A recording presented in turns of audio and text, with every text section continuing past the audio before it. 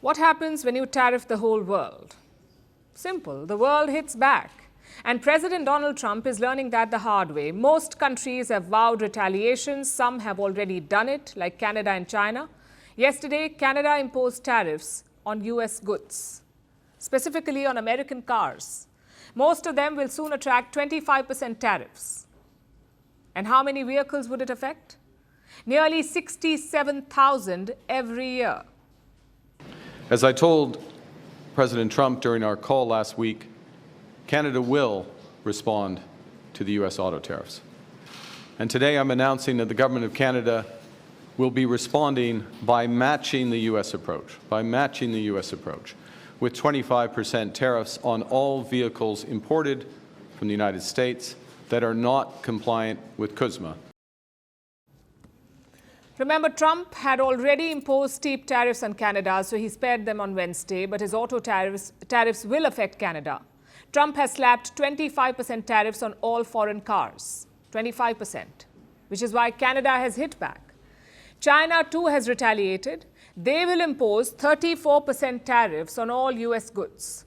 Why 34? Because that's what Trump is planning to charge China. He had already imposed a 20% blanket tariff on them. This week, he added 34% to that. China's tariffs will come into effect on the 10th of April. They're also curbing the sale of rare earths. 7 items used in consumer electronics have been listed. China will limit their exports to the US, and they're not done yet. Beijing is also taking Trump to court. They have already filed a lawsuit at the WTO, the World Trade Organization. China says Trump's tariffs violate established trade rules. Now, all of these are major moves. They pit the world's biggest economies against each other, America versus China, the top 2 global economies. Their bilateral trade is worth $580 billion. And that trade is now at major risk. Trump's tariffs will kick in on April 9 and China's on April 10. Meaning, next week, we will officially be in a trade war.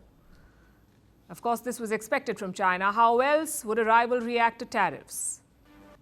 But more worrying for Trump should be Europe's reaction. Yesterday, EU President Ursula von der Leyen promised retaliation. Later, French President Emmanuel Macron proposed a new idea. He wants to suspend all European investments in America.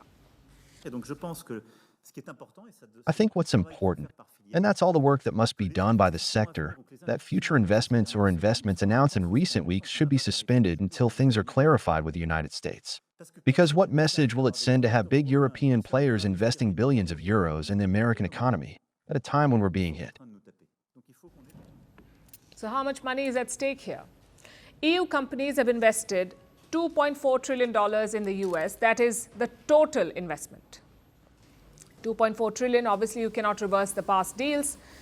You can only suspend the new ones. And this will have a big impact on the US economy, but it also reveals Europe's insecurity. Many EU firms are trying to cut deals with Trump. Basically, they're trying to get individual concessions. For example, shipping firm CMA CGM, they announced $20 billion of investments in America. Luxury goods giant LVMH is planning more US investments. But now French President Macron is warning against it. He wants Europe to respond in one voice. And chances are they will hit back in kind. But expect it to take more time. The EU is expected to announce one round of tariffs by mid-April. They will target symbolic US goods like blue jeans, orange juice, and Harley-Davidson bikes.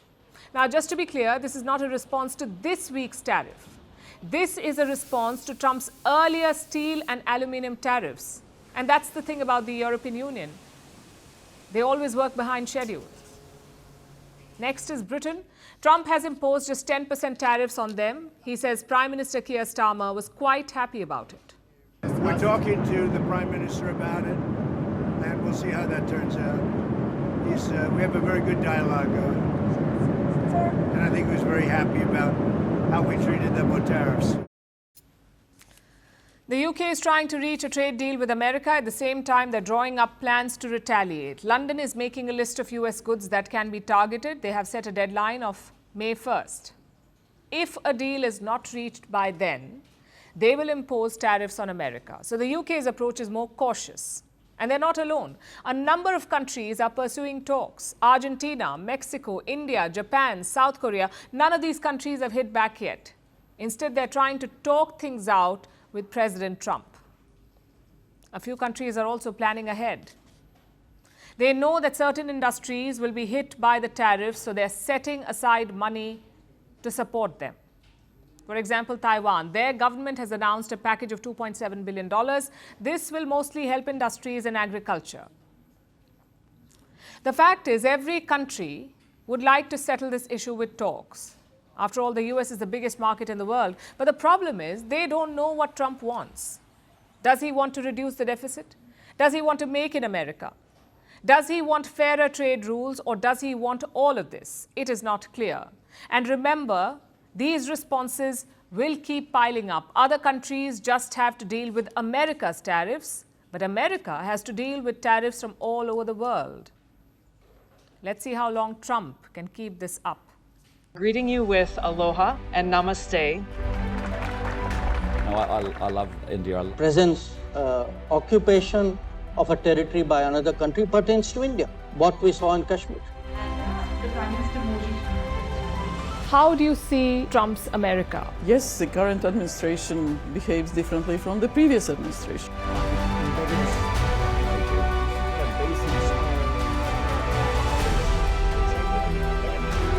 Are you saying that there are foreign powers who are trying to bring down the current government in Syria? Exactly. Iran, maybe Russia too.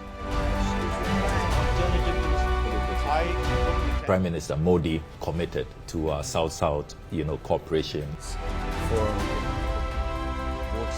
Not over 50%. Is Ukraine prepared to pay the price for that peace? No compromises at the cost of territorial integrity and sovereignty.